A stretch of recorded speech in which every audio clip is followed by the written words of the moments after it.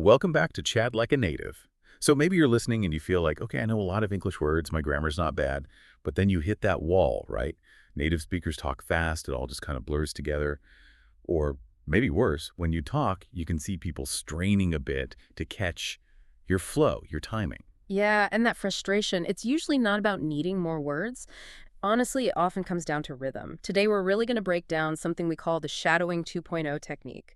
We're giving you a super focused 12-minute daily plan, a shortcut, really, to mastering the actual music of English. And that makes you sound more natural, more intelligible, pretty much immediately. Okay, let's unpack that because, often the advice is work on your throat sound or get that relative perfect. Mhm. But you're saying rhythm is like fundamentally more important than nailing every single consonant. Why is that? Why the flow? Well, it's about how our brains work, really. Think about hearing a song you know. You don't always need the clear lyrics or the main melody, right? Sometimes just that distinct drum beat clicks and boom, you know the song.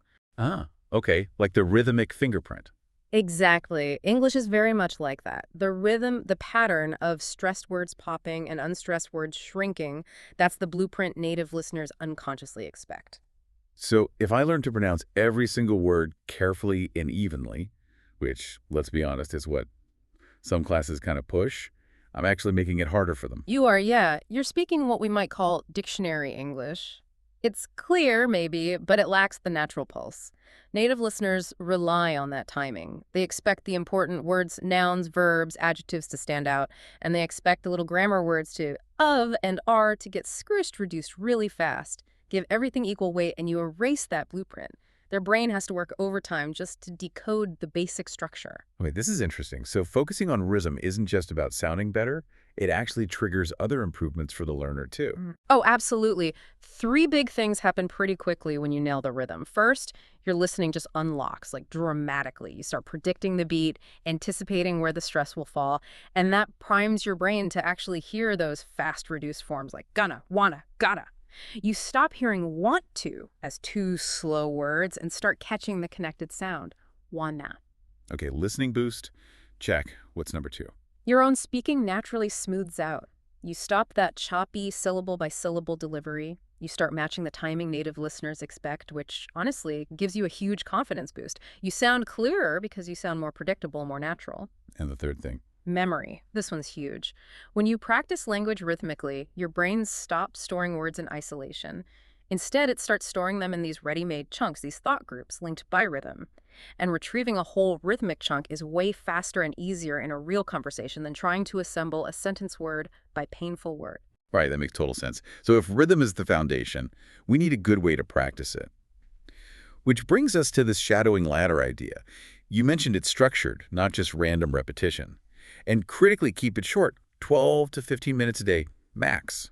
Quality over quantity. Exactly. We don't want burnout. We want sharp focus. So Mhm. level A is the first rung. We call it echo shadowing. Think of it as training wheels. Okay, training wheels, what's the exact goal and how long are the audio clips? The goal is super simple. Just match the rhythm and the melody, the ups and downs of the voice, but with a slight delay. You use really short clips, like 6 to 12 seconds. That's usually one natural thought group, the bit between pauses or breaths. You let the speaker finish that chunk, then immediately echo it back. And your focus, purely the beat, the stress, the pitch changes.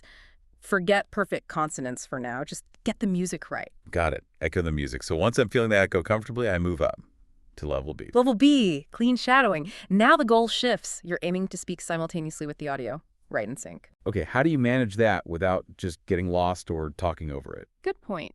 The trick is to keep your own voice just slightly quieter than the original audio. That way you can still clearly hear the model speaker guiding you in real time. And here your focus sharpens. You need to actively ensure your main stressed vowels have the same length as the model. And you consciously let those little function words shrink, embracing the reductions and linking. Right, letting two become T's, that Yeah. kind of thing? Okay. And the top of the ladder. Level C. Level C, performance shadowing. This is the solo flight. You turn the audio off and you deliver that same line alone, aiming for the exact same rhythm and melody you practiced. This builds serious confidence and breath control too, actually. We strongly recommend recording yourself on level C. Then do a quick A-B comparison, listen to the original, then yours. It's super insightful. Okay, I have to jump in here, though. 12 minutes, it sounds great, very efficient. But you're talking about tracking rhythm, melody, stress, vowel length reductions across 3 different levels. How do you not just fry your brain trying to juggle all that in such a short time when people get overwhelmed? That's a really fair question. And the answer is in the structure and, again, consistency. It's not about mastering everything in one 12-minute go. Think of the 12 minutes like a sandwich. You've got the main practice in the middle, but crucial warm-up and cool-down bits on either side. Oh, okay. Bookends. Makes sense. Lay out that 12-minute schedule for us then. Right. So minutes 0 to 1, that's your warm-up bookend. Super simple, just getting the mouth ready, humming on or meeg sounds, maybe tapping out a simple beat like da-dee-da-da-da-da, just to physically feel that stress pattern. 1 minute physical warm-up. Got it. Then the core work. Minutes 1 through, say, 8. This is your ladder practice. You cycle through the levels, maybe a couple of minutes on level A, echo, then move straight into level B, clean, then a bit of level C, performance. You rotate quickly, keeps the brain engaged. And in level B, you're not trying to catch everything. Maybe just focus on the main peak word in the phrase. And listen for one type of reduction, like to becoming to. Small focus. Okay, so cycle through A, B, C for about 7 minutes, focusing on maybe 1 or 2 things at a time. And the final bookend. Minutes 8 to 11 is performance shadowing, level C, really trying to internalize it. Then, the last minute, 11 to 12, this is the microfix bookend. Crucial, you don't try and fix every single mistake from your level C recording. That's demoralizing. Pick one thing, just one. Maybe it's lengthening one specific vowel that was too short, and you do maybe 3 focused reps just on that one fix. That's it. Build momentum, small win. Okay, that feels much more achievable. Yeah. Focusing on one tiny fix per day. I like that. Now, the audio itself, we can't just grab anything, right? You mentioned a filter. Yeah, the real filter helps you choose quality practice material. R is for real world. You need authentic native speech. Not actors reading slowly.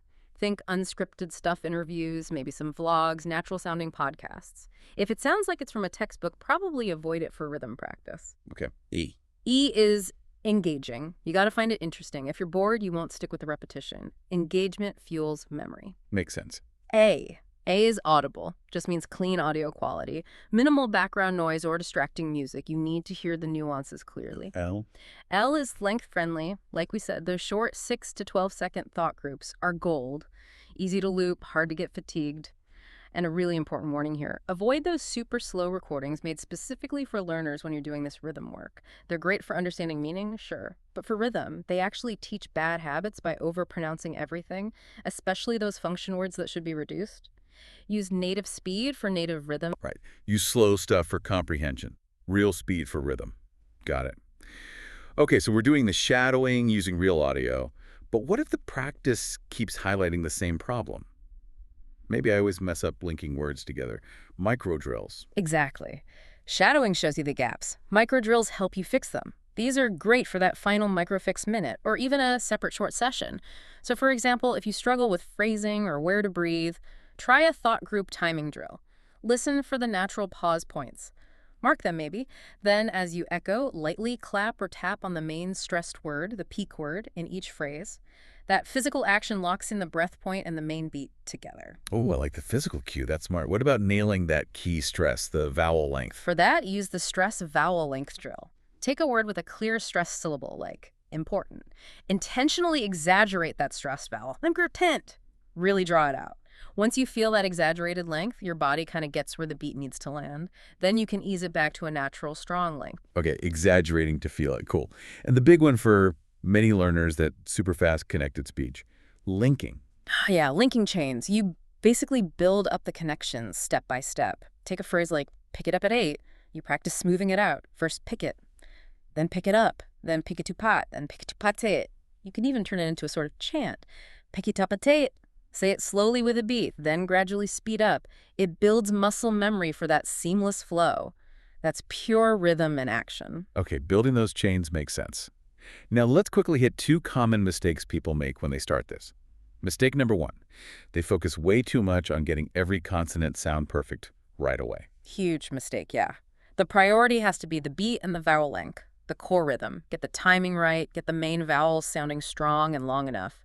Once that rhythmic structure is solid, the consonant sounds often clean themselves up naturally because they finally have the right space and timing around them. Okay, rhythm first, consonant second, and mistake number 2, we kind of touched on this, Trying to shadow really long chunks of audio, like 30 seconds or a minute straight. Yeah. Recipe for frustration. The fix is simple. Stick to those short 6 to 12-second clips.